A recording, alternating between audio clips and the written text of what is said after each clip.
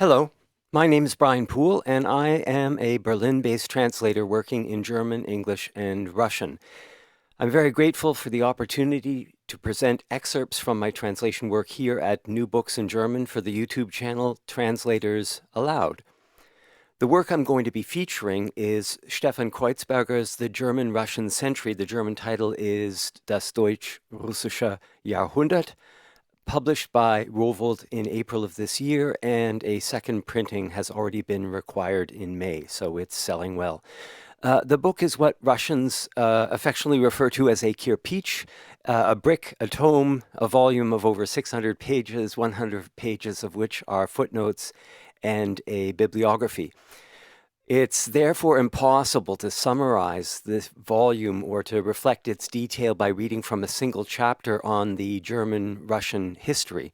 More important, I think, is to focus on why Creuzberger's study responds to a series of blind spots in current transatlantic debates on Russia today. This, despite the fact that Creuzberger's study was written and completed before Putin launched his full-scale invasion of Ukraine on the 24th of February.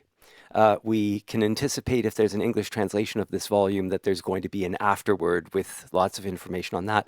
But still, quite simply, Creuzberger's volume offers a contextualization of developments between Germany and Russia that led us to where we are today. But the author also ventured to express an assessment of what conclusions ought to be drawn for future policy based on his decades of experience in the field. And it is to this or these statements that I turn in my translation of excerpts from Creuzberger's The German-Russian Century. This from the final chapter entitled The German-Russian Century, a Balance Sheet with Options. Despite efforts that have been crowned with success, the bilateral relationship at the end of the German-Russian century is not in good shape. The Kremlin is now using political practices and rhetoric that bring back memories of the Cold War's frostiest era.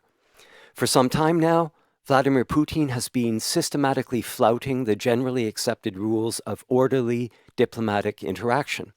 He is staging foreign policy solo acts. For example, the annexation of Crimea in violation of international law and the war in eastern Ukraine in an attempt to restore his country's imperial greatness.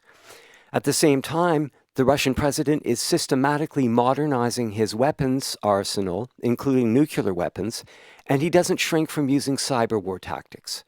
Russia has thus once again become a serious military threat. On the other hand, in recent years, the Bundeswehr, the German army, has been neglected to such an extent that it is scarcely able to defend itself, and Germany remains unwilling to spend 2% of its gross domestic product, its GDP, annually on defense, despite its political declarations of intent in 2014 at the NATO summit in Wales. For this reason, the Germans ought to make decisive improvements to their security policy. In view of such realities, there can be no simple return to previous phases of German-Russian normality, at least for the time being. The modernization partnership practiced by Germany since 2007 is dead. The assumption that Russia would allow itself to be moved towards democratization and the rule of law under Putin has proven to be false. The Kremlin elite is pursuing a completely different policy. It continually strives to systematically disorientate its own population with misinformation about Germany and Western Europe, even to instill in them fear and terror. Putin runs his state with an authoritarian hand. In this logic, he sees himself as far superior to countries with a democratic constitution, such as the Federal Republic of Germany. For Putin, these countries are weak in leadership and decision-making, which explains his contempt for democracy. In this overestimation of himself, however, he fails to recognize Germany's influential position within NATO and the European Union. And this position could prove an advantage or a disadvantage for his rule, depending on the decisiveness with which the German government acts within the Western alliance structures in the future.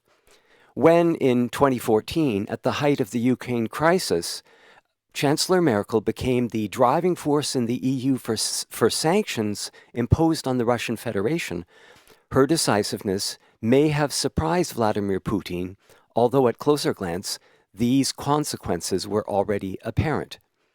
This course should be maintained unwaveringly as long as the Russian president shows no flexibility and no understanding. Under no circumstances can the violation of international law be tacitly accepted or rewarded by irresponsible concessions. This would send the wrong signals if we want to be taken seriously as Putin's negotiating partner. Above all, it is important not to succumb to Moscow's threatening gestures without resistance, or to allow ourselves to be weakened within the alliance and the EU by Russian attempts at division.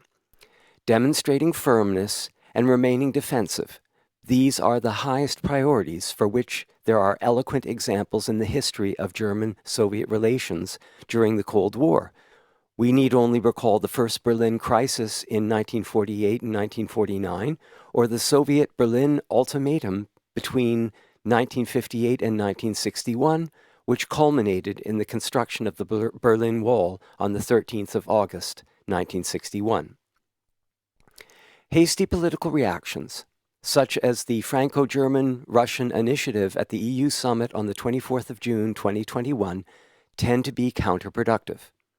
Angela Merkel and Emmanuel Macron's unexpected proposal to offer President Putin the prospect of a summit at the highest level without any advance concessions was met with firm rejection not only by the Eastern European member states of the community. Merkel and Macron would have been well advised to include the 27 EU member states early on in their deliberations, instead of giving the impression of Franco-German know-it-allism. Calling on Germany to act decisively in regard to the Russian Federation does not mean advocating an ill-considered exchange of blows that would only escalate the current crisis unnecessarily. And it is certainly not intended to revive the Cold War era. Rather, future policy towards Russia should always be linked to making the Kremlin aware of the advantages and disadvantages of cooperating with or turning away from Germany and the West. This, too, is reflected in the experiences of the past German-Russian century. In the end, the flourishing economic cooperation always benefited both sides. Even if Moscow seems to ignore it today, a prolonged course of confrontation will ultimately shift the balance to Russia's disadvantage because the Russian economic model is not sustainable. In the 3 decades following the end of the Soviet Union, no sustainable economic infrastructure has been built. Exporting energy and raw materials alone cannot help overcome such inadequacies. Moreover, challenges are piling up, both with regard to climate change and in the fight against the current corona pandemic, and such challenges cannot be overcome by going it alone. The ruling Russian elite is currently trying to compensate for this. They are playing the Chinese card, striving for special relations with the economically superior neighbor. But they fail to realize that Russia would only be a junior partner in such a relationship. In view of the overall intensification of global competition, not to mention Beijing's rigorous policy of interests, in the long run, Russia would be better off returning to multilateral economic cooperation with the far more predictable Germans and the democratic West. For the German-Russian century has also revealed this. Alliances with authoritarian regimes have always been temporary marriages of convenience. Finally, German policy towards Russia should bear one thing in mind. Nothing lasts forever. Who would have believed more than 3 decades ago that the Eastern Bloc and the Soviet Empire would leave the political stage in such short order? In this respect, it seems sensible not to limit efforts towards Russia to Vladimir Putin and his leadership team. Rather, wherever possible, it is also important to develop contacts with political circles and personalities who are open to a cosmopolitan civil society dialogue, for they are the potential bearers of hope, and thus contact persons for a post-Putin era. Thank you.